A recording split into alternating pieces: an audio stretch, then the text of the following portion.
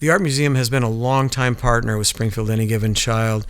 Each fifth grader has the opportunity to actually be part of what's going on at the museum and take that back to their art classrooms in their schools and see how those two things can mesh together and what they can learn by the experience.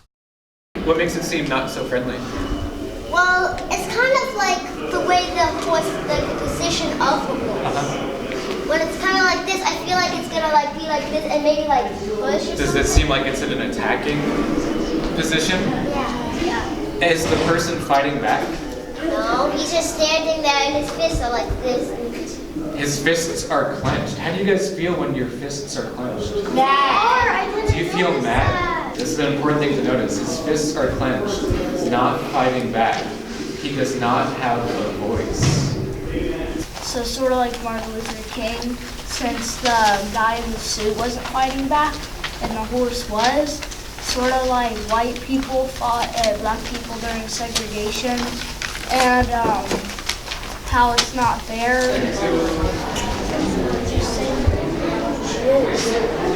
The kind of art of a face-to-face conversation or of discovering an idea or an insight through conversation is a little bit rarer than it used to be. And learning from each other and having a discussion and having bouncing ideas around, those things happen really naturally in response to artwork. So we start with discussions. What do we see at first?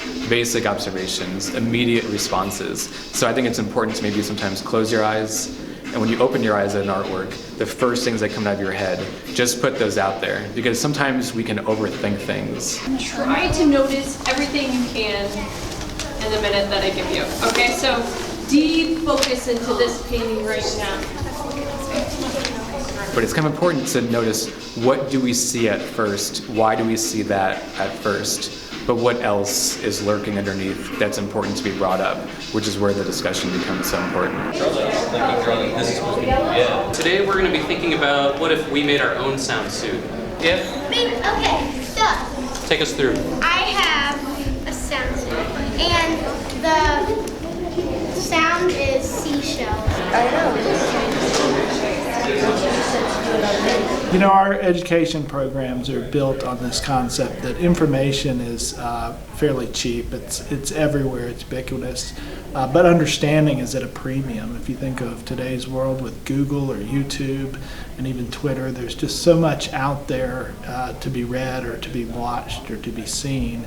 The ability to interpret these things and understand these things, you know, what's important information, what's not, those skills will be helpful for a student, whether they become an artist or whether they become a doctor or whether they go into some other field. Thank you.